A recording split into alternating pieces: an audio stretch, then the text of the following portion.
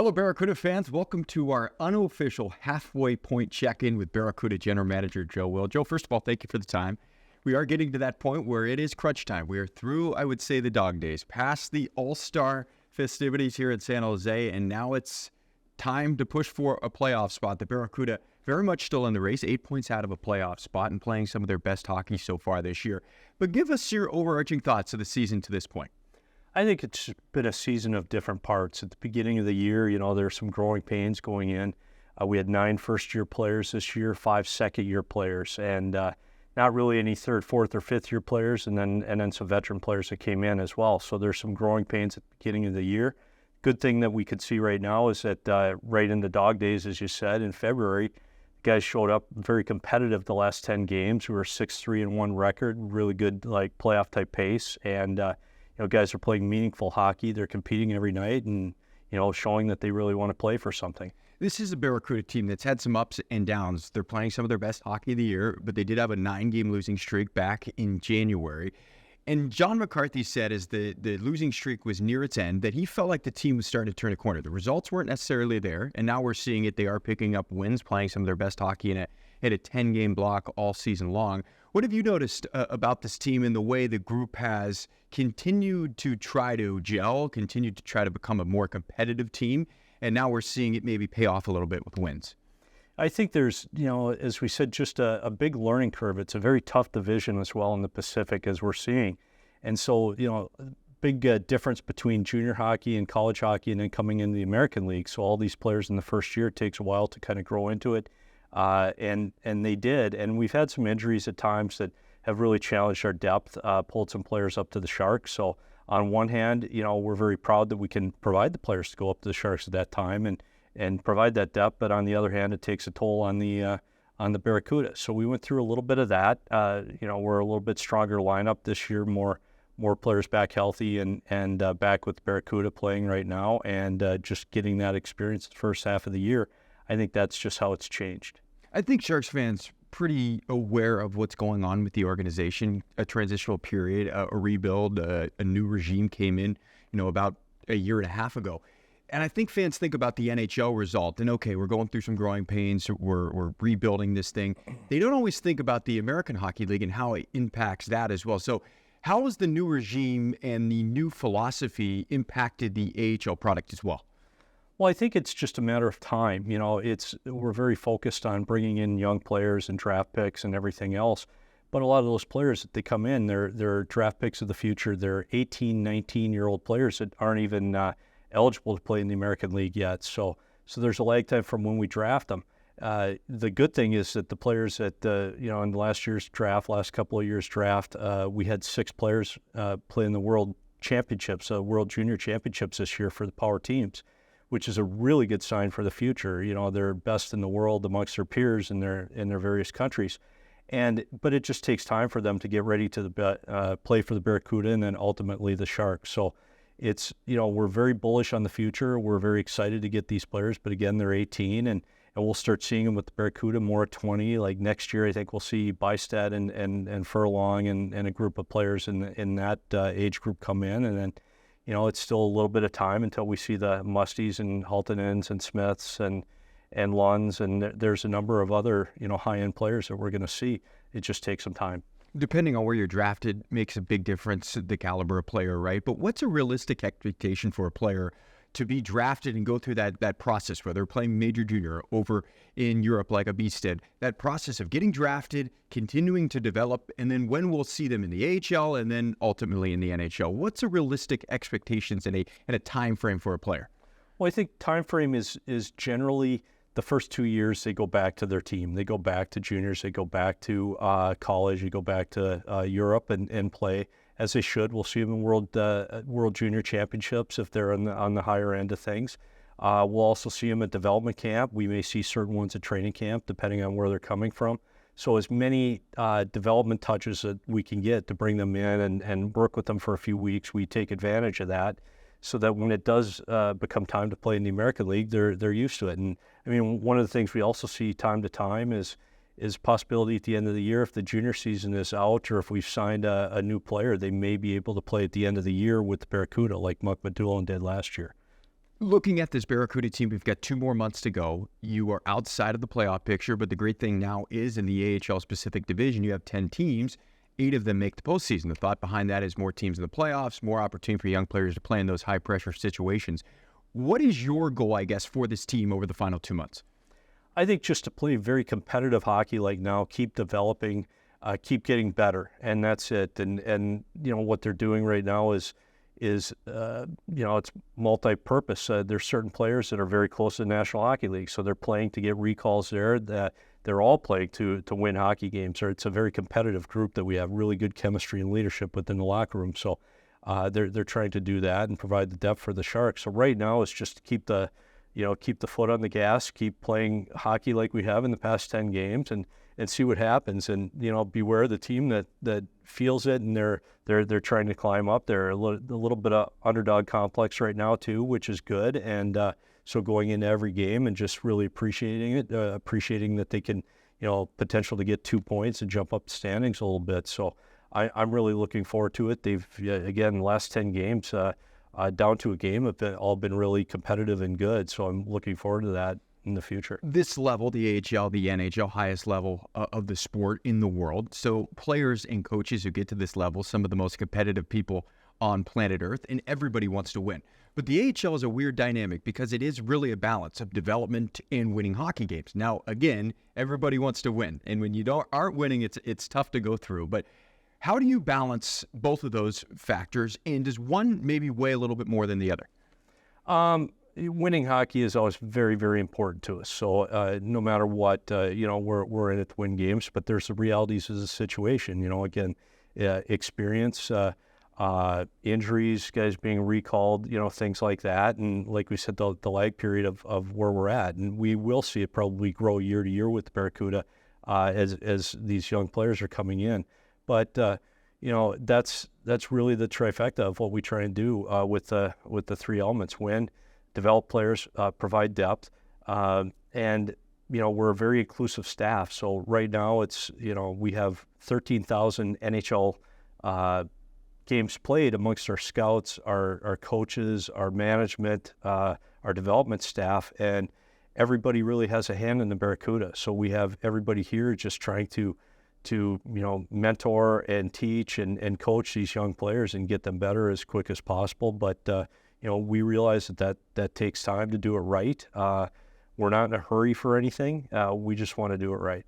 You mentioned all that experience, the Patty Marlows, the Joe Thorntons, so on and so forth. Mike Greer, the general manager. There's a lot of hockey games combined there at the National Hockey League level. Peel back the curtain, if you will, on the relationship between the Barracuda coaching staff, J-Mac, his assistants, and all those players that kind of comprise the hockey ops department, the Joes and the Patties and so on and so forth. How do those two sides work as a cohesive unit? Works great. I mean, it was the vision of bringing the Barracuda out here in the first place and then being in the same building here. So it's John McCarthy talks to David Quinn all the time, so they're aligned that way. And then like Ryan Warsofsky on the staff, he was a head coach in the American League, so he has advice on certain things to go there. Doug Waite was a head coach of the Islanders. Mike was a coach with the Devils, and Dirk Graham was a head coach. So we have the coaches have all kinds of resources to talk about situations, talk about development. We have development coaches here all the time. Every day, Mike Ricci, Evgeny Nabokov are out on the ice. And then we also have Tommy Wingles. We have Lucas Spiza. We have Todd Marchand. We have Ryan Miller. We have Patrick Marlowe. We have Joe Thornton. So we have a number of development staff people here. Just depends on the day and the situation. But every day there's multiple,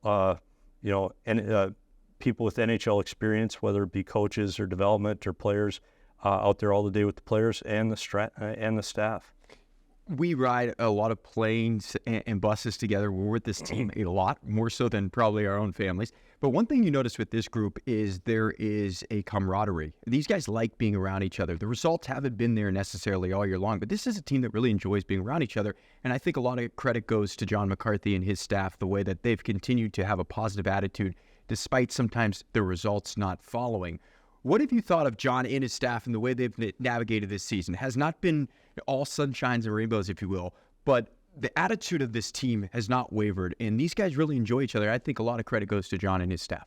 Absolutely. I mean, John's, they often say that the team takes on the personality of the coach, and John's way is just to be extremely professional and extremely detailed, and that's what he preaches. And we have a team that just loves the game of hockey. They're very professional. They have some fun whenever they can, but they do love being around each other. And a lot of times, practice is over, and I'm just shocked. They come in, and a couple hours later, there's still guys sitting around eating lunch together and everything else here, and they love playing for this franchise. They love the new arena, everything else here. So there's so many good things going, and the chemistry is really good. With I give a lot of credit to our older veteran players that have come down, and Radim Shimmick now wearing the C has just been awesome.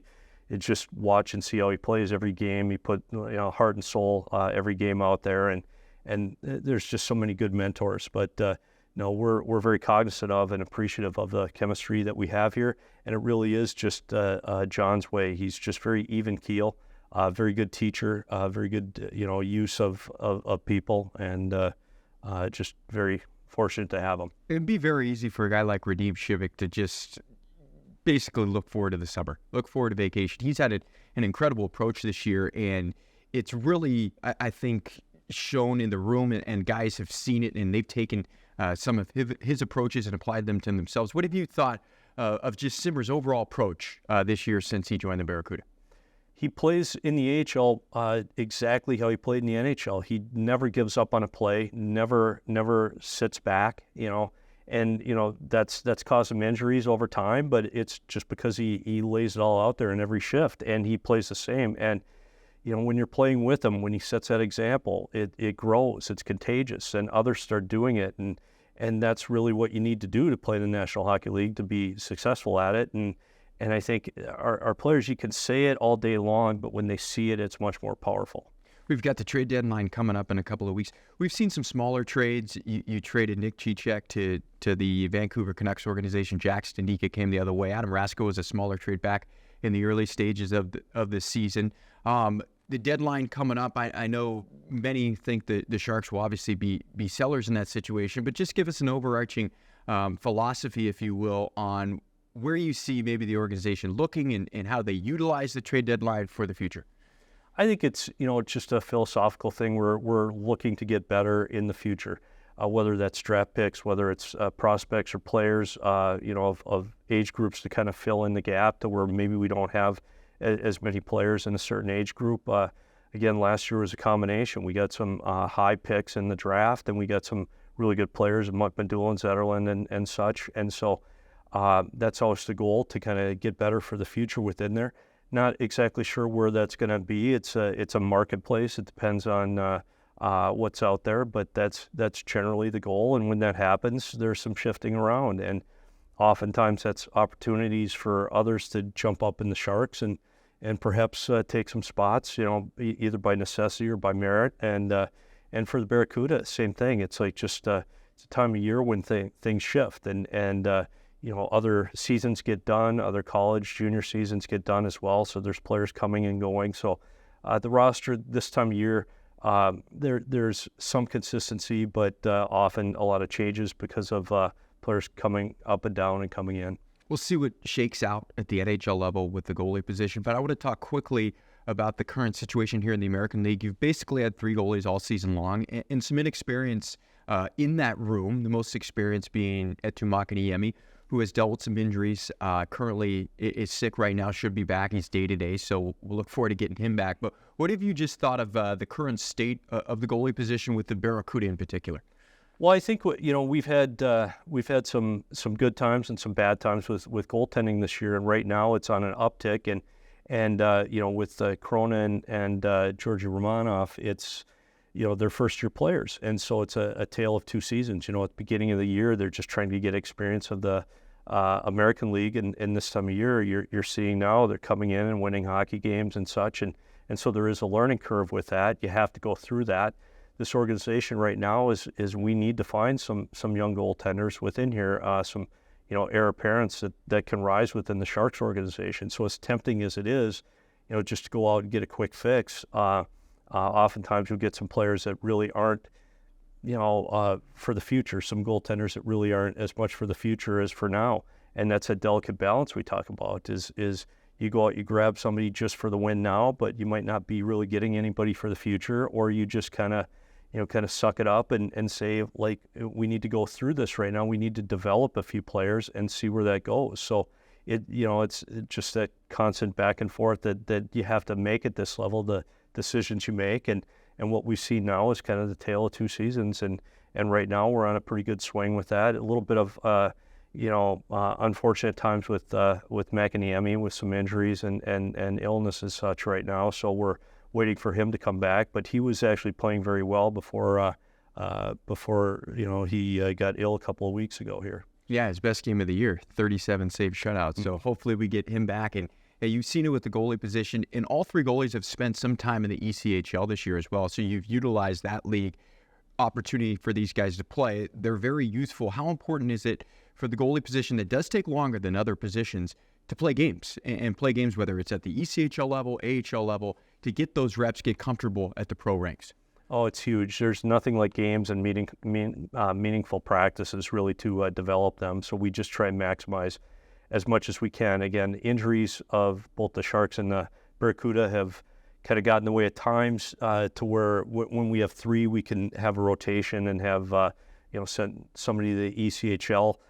When we have injuries, we don't have that luxury, so they're kind of playing here. We do try and rotate them. We try and get them as many games as possible. And again, they're right now it's kind of a competitive situation, which is great. Romanov was playing very well. Then Krona came back from injury, and he went in, and he's playing well. So we have a little bit of a goaltending battle right now, which is good. Yeah, a nice, healthy competition. No question about it. We'll close out with this one. AHL All-Star Classic was earlier this month. It was, in my mind, a smashing success. It was an incredible 2 days. Amazing to host the event. It's one of those things that has so much runway leading into it, and then once you get through it, it allows for time to reflect it, and you think about how cool it was. Could you have ever imagined an AHL All-Star game being hosted in San Jose when you first started with the Sharks way back in the day? Yeah, absolutely not. And just going through it though, and the comments that we got from other teams and fans and everybody that was in this building, they were so shocked. Coming out here, how nice everything is, and how great the crowd was, and how great the arena is, and everything else, and just so proud of this facility and this organization with where we've come with everything. And I think with what our fans know about this place, used to kind of be a little secret that they had. North America got to see it in the All-Star game, and we're very proud of that. And Shaq had that perfect Hollywood ending, showing up late in the skills competition, scoring a goal in the breakaway challenge as well. Joe, this was great. I think fans will really enjoy this. This is kind of a halfway point of the season check-in. Thanks for all the info. Thank you for the time. We appreciate it. Thanks, Nolly. That's Joe Will, General Manager of the San Jose Barracuda. Thanks for watching.